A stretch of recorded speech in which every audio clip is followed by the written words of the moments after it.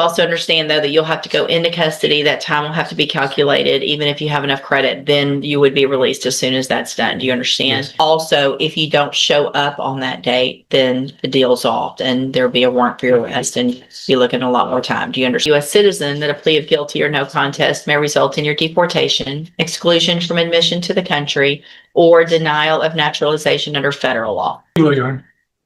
And we're going to count one only, Yes, ma'am. correct? Yes. Mr. Valentino, in cause number 25, BCCR 0120, the state's elected to proceed on count one only. Just went away. Hold on. It alleges you committed the state jail felony offense of theft of material, aluminum, bronze, copper, or brass from April 7th of 2024. And how do you plead to that charge? Guilty. Are you pleading guilty freely and voluntarily? It's not. And are you pleading guilty because you actually did what they charged you with? It's I have here on the tablet some documents that have your signature on them that the state has marked as exhibit number 1. Before you signed these, did you go over them with Mr. Rojas? yes, ma'am. Do you fully understand that? Yes, ma'am. And do you understand, if I follow the agreement that you've reached with the district attorney, that you will be waiving or giving up any right to appeal? Yes, ma'am. And it looks like the agreement is for an 18-month term. Oh, y'all put county jail. That's state jail, right? It's state jail. Yes, That's ma'am. right. In the state jail prison. And you would receive credit from the date of that arrest. We've talked already on the record that you were in custody in TDC from the time of this arrest. You were immediately transferred to TDC on another case, correct? Yes, ma'am. And the clerk has done the calculation, and it looks like that would be 600. Is that a 55, yes, ma'am. 655 days that you would receive on your sentence. Is that your understanding? Yes, ma'am. Do you also understand, if you're not a U.S. citizen, that a plea of guilty or no contest may result in your deportation, exclusion from admission to the country, or denial of naturalization under federal law? Yes, ma'am. State tenders number 1. No objection. It's admitted. Is there any evidence that Mr. Valentino is not competent? No, Your Honor. And so, Mr. Valentino, it's my understanding that we're talking with your attorney, that you need just a short amount of time so that you can go into custody. You weren't prepared for that today. What I'm willing to do is reset your case for sentencing till next week on Monday, and then you can come back and we'll sentence you on that date. Yes, sir. Judge, and speaking with Mr. Valentino, as you know, he was recently released from prison. He was able to find a job. He is working now, taking care of a sick mother. He was asking if we can get 30 days just to make sure that stuff he doesn't lose all that stuff because he's going to have to go into custody. He'll be away for some amount of time after he does come back and get sentenced. I'm not going to do 30 days. I think I understand that you've been in custody, but you also have some criminal history that gives me some concern. The most I'm willing to do is 2 weeks. Ms. Malfino, any issue with that? All right. So I'm going to reset your case for 2 weeks. Now, there's some very important things about that, which a couple of things. Number 1, obviously, if you're arrested for anything between now and when you come back, I'm not going to accept this plea agreement. Things could be much worse. With your criminal history, this could be a TDC case. You could end up with more than 2, obviously more than 18 months in the state jail. Also, if you don't show up on that date, then the deal's off and there'll be a warrant for your arrest and you'll be looking at a lot more time. Do you understand that as well? Yes. Right. State tenders number 1. No objection. It's admitted. Any evidence that Mr. Valentino is not competent? No, Your Honor. All right, sir, I'm going to find that you entered your plea of guilty freely and voluntarily. Find that you're mentally competent. Did I already say all this? It's been a long day. Thank you. I did, didn't I? I thought so. Started sounding familiar. All right, so what I'm going to do then is reset your case again. We don't need a pre-sentence report, and we'll just come back for sentencing in 2 weeks. All right? Okay, see you back then. Thank you, Judge. I started saying that. I was like, wait a minute, because I got, if I get sidetracked saying anything, no paperwork on that. Good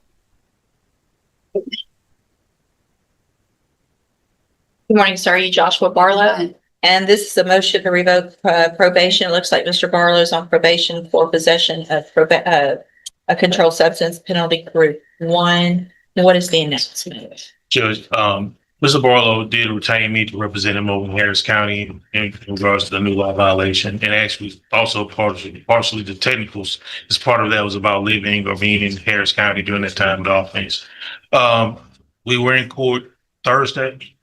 There is a 911 recording that we will have probably either today or tomorrow that is going to say a lot before it's about whether they're going to proceed with the case over there.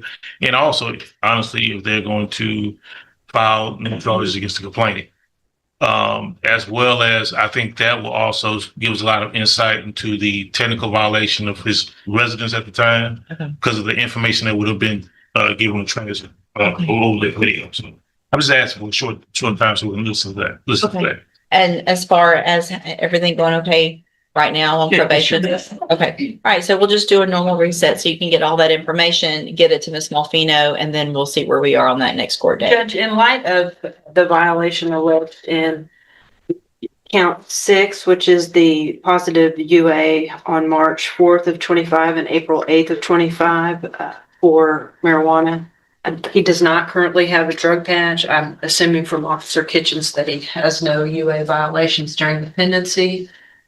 I gave him a drug test, 310 this month, anticipating this court appearance, and he tested negative. Okay. Okay. Obviously, if there's any issues, just let me know, or we can get that drug patch ordered real quickly if we need to. All right. And Judge, also, Mr. Barlow did let me know that he does have he sent me with confirmation. He has a job interview tomorrow at 10:30. Okay. So we just wanted to make sure you all have that because he is, of course, on restrictions with the GPS monitoring. Okay, just send that over in a memo if you would, so that I know, make sure you talk to probation so they know where you're going as well. Okay? All right, thank you.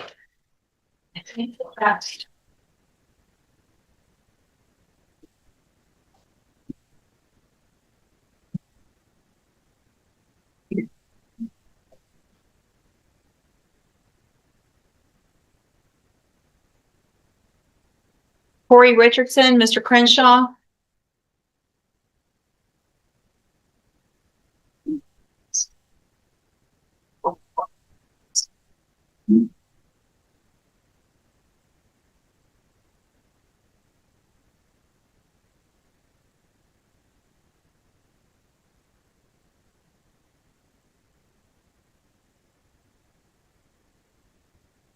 Right, sir, you're Corey Richardson. And will your client waive the formal reading of the indictment? We do, Your Honor.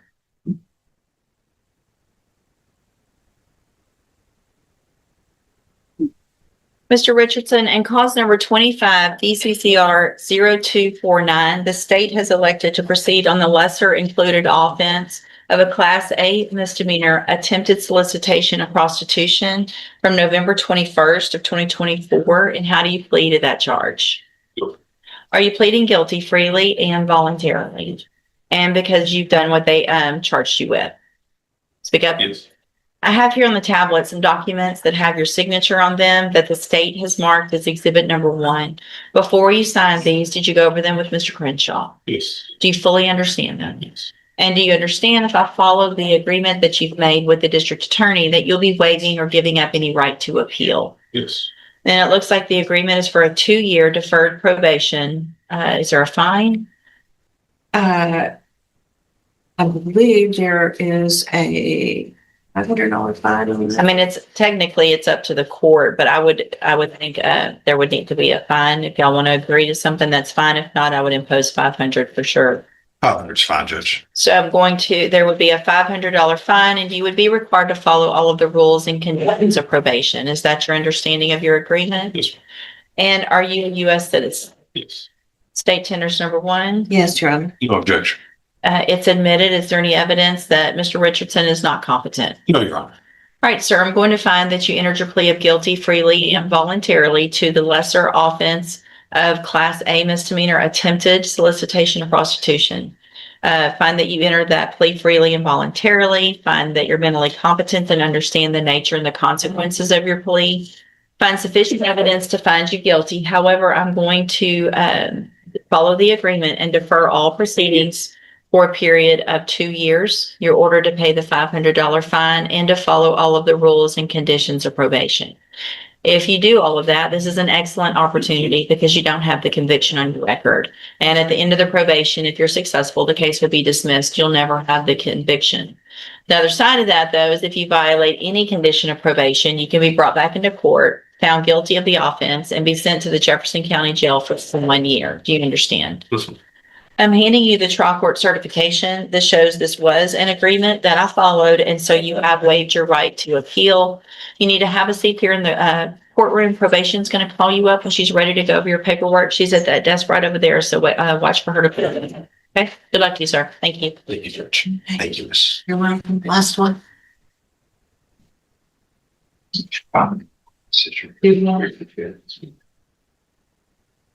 I think that's every active case I have on your file. Well, you need to get some more. Yeah.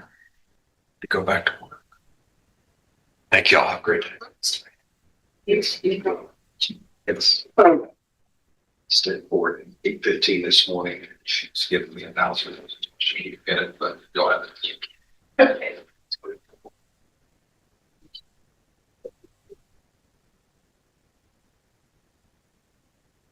Mr. Lewis on Janisha Jackson.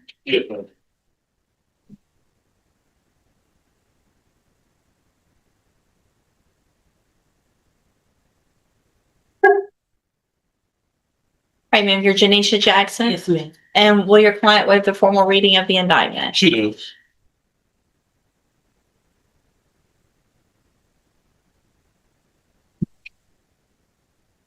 So did we start something and then not do it? Last on the 2nd? Are we here March 2nd? I show that I have a revised indictment already. I don't require that. Okay. See if I made a note on it. Oh, we must have been, that's when I made the change to the heading. Yes. Okay.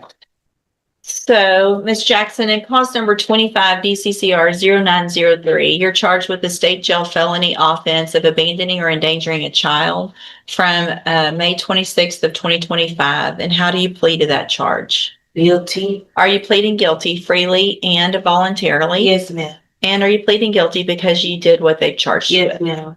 I have here on the tablet some documents that have your signature on them that the state has marked as exhibit number 1.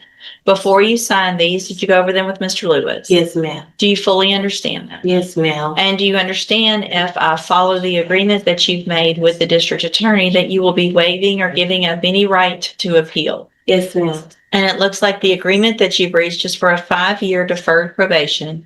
There would be a $500 fine. You would be required to follow all of the rules and conditions of probation. And also there's part of the agreement is that you would not request early termination from probation. Is that your understanding? Yes, ma'am. Do you also understand if you're not a U.S. citizen that a plea of guilty or no contest may result in your deportation, exclusion from admission to the country, or denial of naturalization under federal law? State tenders number 1. No, objection. It's admitted. Is there any evidence that Ms. Jackson is not competent? No.